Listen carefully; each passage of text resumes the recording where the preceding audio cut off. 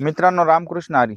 शेती परिवर्तन आपल्या या युट्यूब चॅनलला आपल्या सर्व शेवगा मित्रांचे स्वागत आहे. मित्रांनो, आपला आजचा विषय असा आहे, पावसामध्ये जे झाडं सापडले किंवा जे शेत उपळले बऱ्याच मित्रांचे, आपलं पण शेत उपळलेलं होतं, त्याच विषयावर आपण आज व्हिडिओ बनवतोय.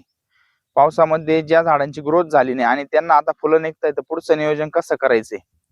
तर मित्रांनो, आपली जुलै एंडिंगची लागवड आहे. म्हणजे आज 5 महिने झालेले आहे या शेताला, पण याच्यात जवळ 1 महिनाभर पाणी होतं. आपण झाडं जगवले बऱ्याच बॅक्टेरिया वगैरे सोडून, बुरशीनाशक सोडून. हे बघा, आता या झाडाचं आपलं खोडं तयार झालं नाही, स्टंप तयार झालं नाही, तर आपण याची कटिंग करून घेतलेली मित्रांनो. पण आता कसं आहे, जानेवारी डिसेंबर हा महिना शेवग्याच्या झाडाला फुलं येण्याचा पिरियड असतो. हे बघा, आता हे फुलं आलेले आपल्या झाडांना. आता ही फुलं कोणत्याच औषध अशी गळून जाणार नाही आपली, आणि काही गळतायत आपल्याला फुलं अशी हाताने काढून टाकायची, म्हणजे या झाडाचा आपल्याला मालच घ्यायचा नाही. तर बघू शकता, काही ठिकाणी आपल्या शेंगा पण लागलेल्या होत्या. पण मित्रांनो, झाडात ताकद नसल्यामुळे त्याचा उपयोग नाही. कारण आपलं सगळ्यात महत्वाचं काय, स्टंप तयार झाला पाहिजे. स्टंप ज्यावेळेस चांगला तयार होईल त्यावेळेस तुम्ही किती पण माल घ्या. आणि आता याला बेसल डोस पण आपण भरून दिलेला आहे खाली. हे बघू शकता, आपण बेसल डोस पण टाकलेला आहे.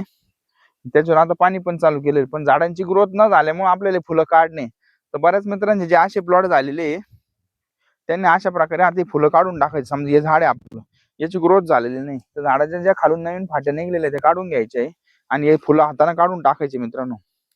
म्हणजे जेणेकरून काय होईल, झाडाचं जे अन्न तयार करते झाड, तर या फुलांमध्ये जाणार नाही, झाडाच्या पोषण वाढीत गेलं पाहिजे खोडाच्या.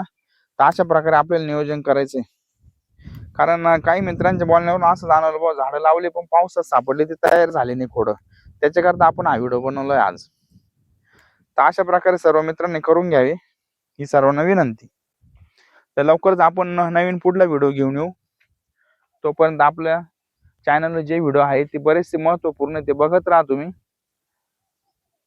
आपल्या चॅनलला सबस्क्राईब करा, बेल आयकॉनचं बटन दाबा, आणि कोणाला काही वाटलं कमेंटमध्ये सांगा किंवा दिलेल्या वेळेत कॉल करा.